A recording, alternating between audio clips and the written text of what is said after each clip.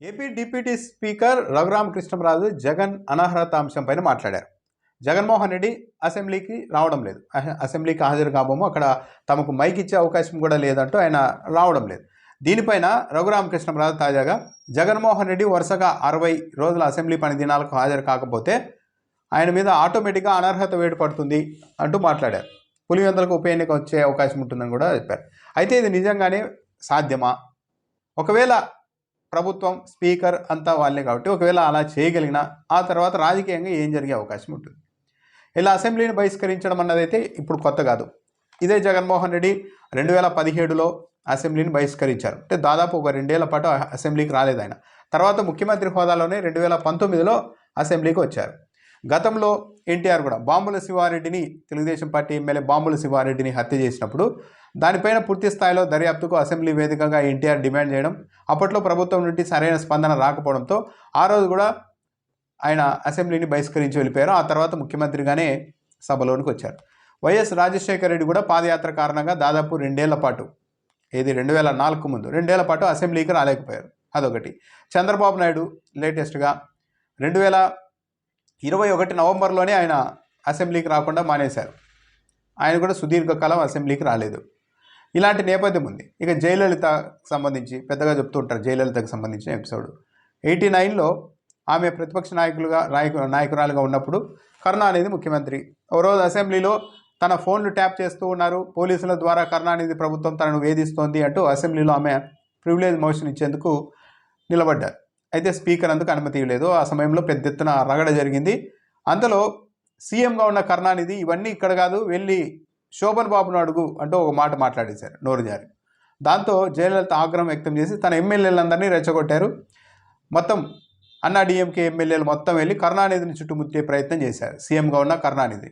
దాంతో అటువైపు నుంచి డిఎంకే ఎమ్మెల్యేలు కూడా ఎదురు దాడి మొదలుపెట్టారు. పెద్ద ఎత్తున రగడ జరిగింది. మైకులు చేసుకున్నారు, కుర్చీలతో కొట్టుకున్నారు, చెప్పులు ఇసురుకున్నారు అసెంబ్లీ వేదికగా.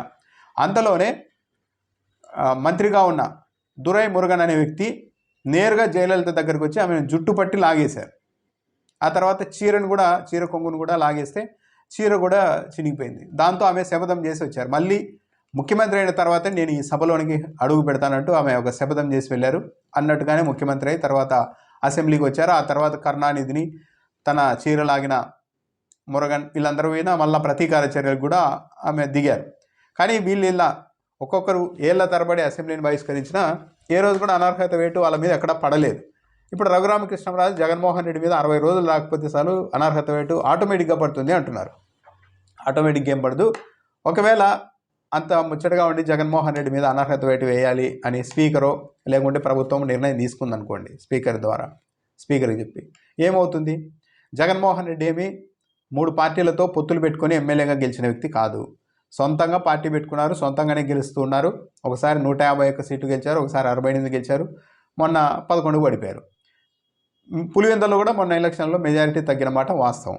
ఒకవేళ ఇప్పుడున్న పరిస్థితుల్లో ఈ 7 నెలల పరిపాలన ప్రజలు టీడీపీ పరిపాలన చూసిన తర్వాత ఇలా జగన్మోహన్ రెడ్డిని ఇలాంటి కారణంతో అనర్హత పెట్టి వేస్తే ఇక వైఎస్ఆర్ కాంగ్రెస్ పార్టీకి అంతగా మించి కావాల్సిన అవసరం ఏం లేదు. పులివెందులో జగన్మోహన్ రెడ్డి ఇప్పుడు ఏదో కారణంతో మళ్ళీ ఎన్నికలకు వెళ్తే అక్కడ పోటీ చేస్తే 1,00,000కు పైగా మెజారిటీ వస్తుంది. దాన్ని అడ్డుకుంటారా? అడ్డుకోలేరు. లేదు అధికారం ఉంది మేము అడ్డుకుంటామంటే అది కూడా సాధ్యం కాదు. ఇది ఆల్రెడీ ప్రూవ్డ్. జగన్మోహన్ రెడ్డి కాంగ్రెస్ పార్టీని వదిలిపెట్టి వచ్చినప్పుడు, తాను ఎమ్మెల్యేగా పోటీ చేసినప్పుడు, తాను ఎంపీగా పోటీ చేసినప్పుడు ఏకంగా Congress party, central government, state government, Congress party, TDP అందరూ కొలీడై మరీ ఆయన మీద దాడికి వెళ్ళారు. ఏమైంది?